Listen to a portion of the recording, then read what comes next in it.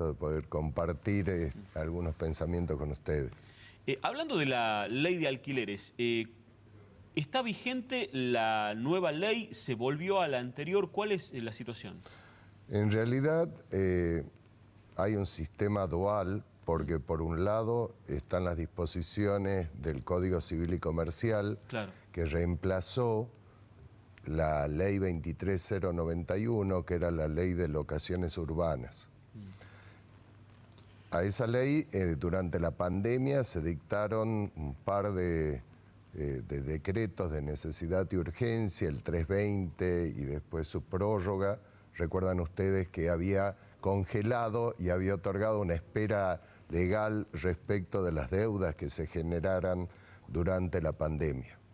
Y finalmente, en junio del 2021, se sancionó la ley 27551, que modificó algunos artículos del Código Civil y Comercial en materia de locaciones, modificó artículo 75 en materia de domicilio especial de los contratos que pueden pactarse en un mail o en un domicilio digital.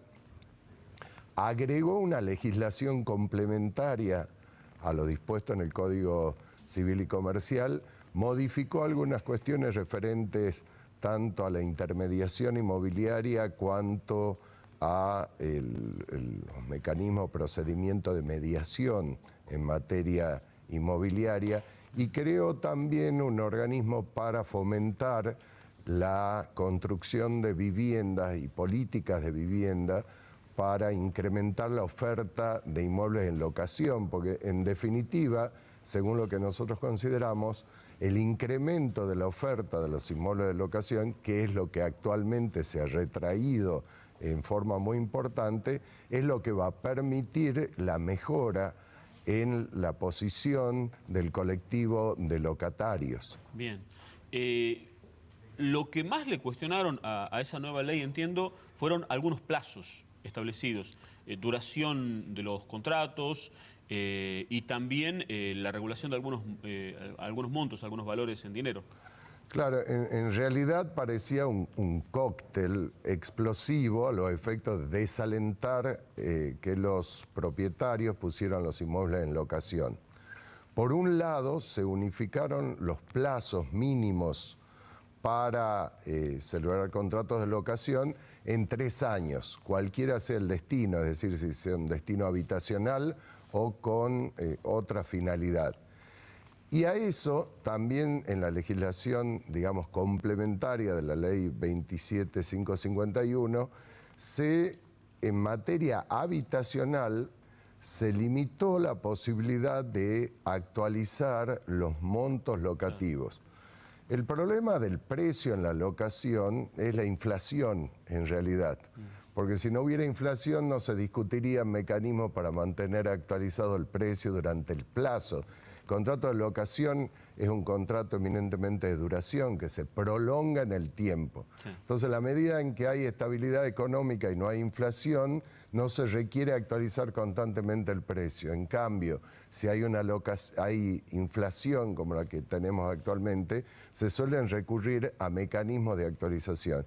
Esos mecanismos de actualización, en rigor, estaban prohibidos por la ley 23928, que es la ley de convertibilidad, que dejaron justamente incólume, sin derogar, estos artículos que imponen lo que en doctrina se llama un nominalismo, porque impide o prohíbe todo sistema de repotenciación o actualización de deudas. Esto, a los efectos de los contratos de locación, fue derogado por la nueva ley de locaciones. Sin embargo, es decir, que habilita a que se utilicen índices.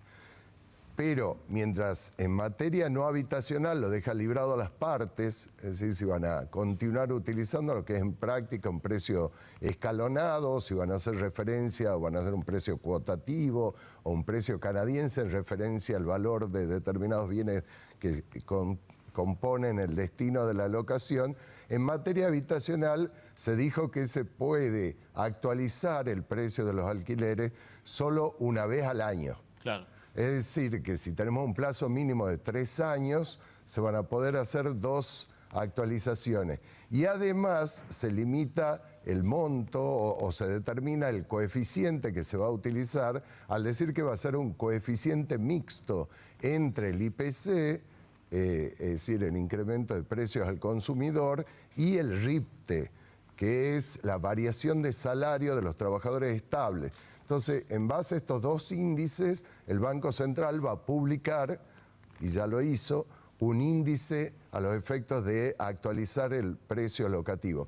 Ese índice, por lo menos el primer año, fue superior a lo que se solía utilizar en plaza, claro, que era el precio escalonado, con lo cual, lejos de beneficiar a los locatarios, en rigor los perjudicó. Claro. Entonces, pero por otro lado, la ley 27551 introdujo una forma que se llama, yo la di en llamar en mi libro sobre la ley de locaciones o el régimen de locaciones, que fue publicado en la editorial Hammurabi, que se deben declarar los contratos de locación ante la AFIP y además se debe el juez, si hay algún conflicto entre el locador y el locatario, antes de correr traslado de la demanda, debe comunicar a la AFIP el juicio en trámite a los efectos correspondientes, dice la ley, pero en definitiva es una forma también de desalentar, claro, que se celebren contratos de locación porque deben estar informados, declarados ante la AFIP. Ahora, al día de hoy, ¿cuál es la situación? ¿Cómo se rige o cómo se regula un contrato de locación? Dos temitas. Uno, que es lo que está ocurriendo a nivel legislativo, que se está discutiendo sobre si se deroga directamente la ley de alquileres o si se la modifica. El problema de la derogación es que también quedaría un vacío legal, porque los artículos que fueron derogados por la ley 27551 o modificados ya no pueden renacer como el ave fénix y volver a regir, claro, con lo cual quedaría ese vacío. Por otro lado, creo que la derogación tampoco es conveniente porque hay aspectos que son los menos de la ley de alquileres que son positivos respecto, por ejemplo, del domicilio electrónico, respecto de la consignación de llaves, respecto de los gastos de mantenimiento, de conservación, que eso está idóneamente regulado en la ley de locación. Actualmente los contratos se hacen por 3 años y en muchos casos se utiliza lo que se venía utilizando, que es el precio escalonado, es decir, se está utilizando entre el 20 y 21% semestral para actualizar el precio de las locaciones. Pero en diversos supuestos, directamente los propietarios han dicho, bueno, ante la incertidumbre esto de cómo va a resultar la adecuación de los precios, ante el plazo de 3 años se limitó la posibilidad de exigir garantías por un periodo superior a un mes de alquiler, el llamado depósito de garantía. Antes era un mes por cada año de locación. Y bueno, algunos propietarios han dicho, bueno, saco el inmueble del mercado, y eso ha producido también que los alquileres se incrementen, claro, porque es un bien más, digamos, con la diferencia, es decir, se rige por la ley de la oferta y la demanda, con la diferencia que a veces, tratándose de bienes transables o de bienes muebles, se pueden incorporar en el mercado a través de la importación, claro, y en materia de inmuebles eso no se puede hacer. Ahora, a su juicio, un acuerdo entre privados, como es un contrato de alquiler, en cualquier contexto, pero más en este contexto de volatilidad económica, ¿es bueno regularlo tanto? Bueno, esa es la gran discusión entre la libertad y la regulación, claro, el control y la autonomía de la voluntad. Y la verdad que la historia, en nuestro país, digamos, hasta 1921, se dicta la primera ley de locación, en la 11357, rigió pleno el Código Civil, que era un principio de autonomía de la voluntad. Luego, cuando vino la crisis a raíz locativa, digamos, a raíz de la inmigración, por primera vez el Estado intervino, estableció plazos mínimos de locación, condiciones, prohibiciones de que no se puede, digamos, impedir que menores o incapaces ocupen los inmuebles, etc. Esa fue la primera regulación y de ahí fue increciendo llegando a su cénit en la década del 40 del siglo pasado, donde hubo una multiplicidad de leyes de emergencia locativa, al estilo de del decreto 320, por ejemplo, DNU. Y eso llevó que impedían, generalmente prorrogaban los plazos, impedían los desalojos y congelaban el precio locativo. Y eso llevó a que se disminuyera justamente, desalentara la oferta de los inmuebles. Y eso produjo a su turno que dijeran, bueno, hay que buscar un justo equilibrio entre la libertad, la autonomía de la voluntad de las partes en una contratación privada y la regulación del Estado, porque acá está en juego el derecho o al acceso a una vivienda digna, lo cual está amparado por el artículo 14 bis de la Constitución. Entonces, lo que se debe lograr al estilo aristotélico es este sano equilibrio entre la regulación y la libertad contractual, o la libertad de contratación que está en el artículo 958 del Código Civil y Comercial. Lo que sí podemos decir que pretender controlar los precios locativo como si fuera la canasta básica o regular demasiado, lo único que hace es desalentar que los propietarios pongan sus inmuebles en locación y por lo tanto la situación de los locatarios también se ve perjudicada.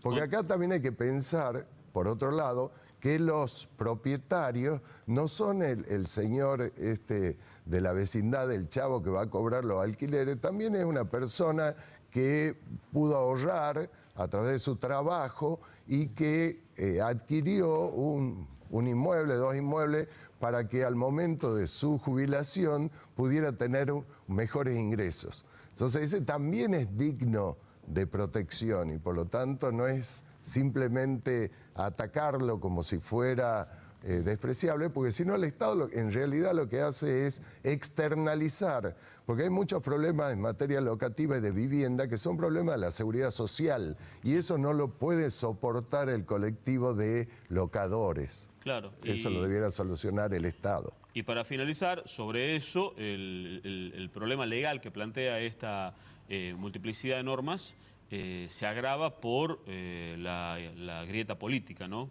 Parece que por ahora no hay solución, no hay acuerdo. Sí, como le digo, en lugar de buscar en forma racional, yo por lo menos no he visto que se hayan citado a todos los autores que escriben sobre el tema y que son especialistas en materia. Hasta acá se han escuchado las voces de los colectivos, de los representantes de los colectivos, pero técnicamente la ley 27551 es deplorable la redacción. Hay algunos artículos que no resisten, digamos, desde el punto de vista técnico, normativo, cómo se debe regular. Y en ese sentido, la grieta lo que produce es que se salga del foco. Entonces, porque acá hay experiencia tanto a nivel nacional como a nivel internacional de cómo debería ser este justo equilibrio entre los intereses del Estado y en los intereses de los particulares. Y eso lamentablemente no se está dando. Gracias por la información.